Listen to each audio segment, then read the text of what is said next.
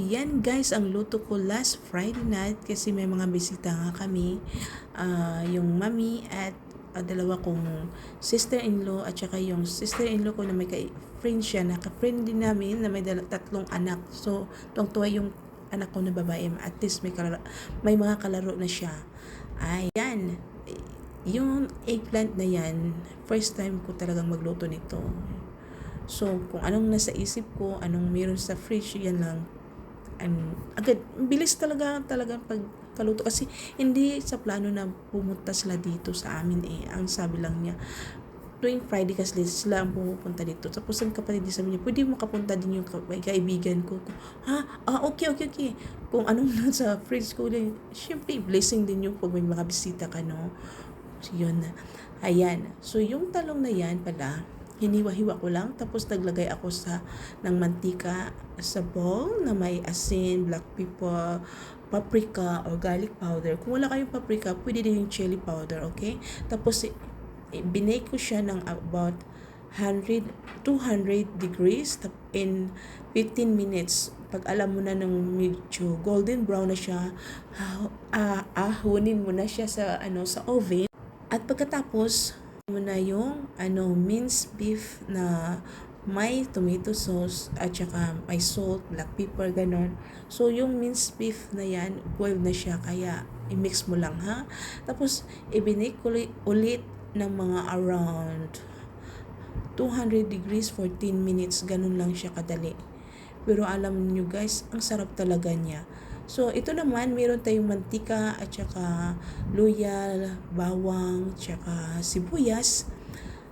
Tapos, fry ko muna ng konti until golden brown. Tapos, ito namang beef na slices thinly, okay? Na may marinated na turmeric at saka salt and black pepper. Yan lang guys, okay? An hour, pwede mo na siyang lutuin. Alam niyo ba guys, mas masarap talaga sa kanin na marinated siya kasi malasa. Tapos, so malilamnam siya pag nailuto mo na siya, di ba? So, yan guys. So, kailangan mong palambutin mo muna yung kaning baka. At pagkatapos niyan, alam mo nang malambot na, so ilagay mo yung mga gulay na yung matagal lutuin, gaya ng patatas. Yun ang isusunod mong ilagay. Tapos, meron tayong veggies dyan na green chili at red and yellow, red bell pepper at saka yung onion rings na hiwa-hiwa ko na din. Okay, so nailagay ko na yung patatas natin or potatoes.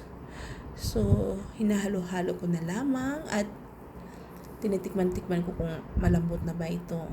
So, kailangan talaga, hinaan nyo lang yung apoy, kailangan yung pasensyado kayo pag kayo nagluluto. Ganun lang yun ang sikreto dyan. So, yan guys, alam ko na malambot na yung potatoes. So, nilagay ko na rin yung mga veggies, okay? Tapos, yun guys, dinagdag ko na lang pala dyan yung oyster sauce, at saka soy sauce, at saka tomato sauce. Yun lang talaga ang nilagay ko. Kunti lang tomato sauce para hindi siya medyo mapula. Tapos, yung toppings niya, yan, ilalagay mo sa, huli na. Pag alam mo nang lutong-luto na talaga. Ganyan lang siya guys, kadali. Alam niyo ba guys, masarap talaga ito. Yun ang gusto ko tong lutuin para sa kanila. Kasi paborito to ng sister-in-law ko na babae. Sister-in-law ko na babae. Of course, babae ang sister-in-law. Alam mo, wala ka na nasa isip yeah. Ayan. So,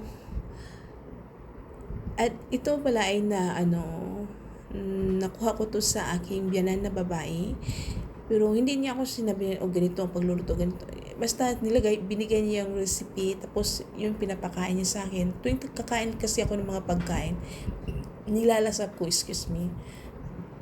Para pag next time, pag nagluto ako, alam ko kung anong lasa, di ba? Ganun lang sikreto, guys.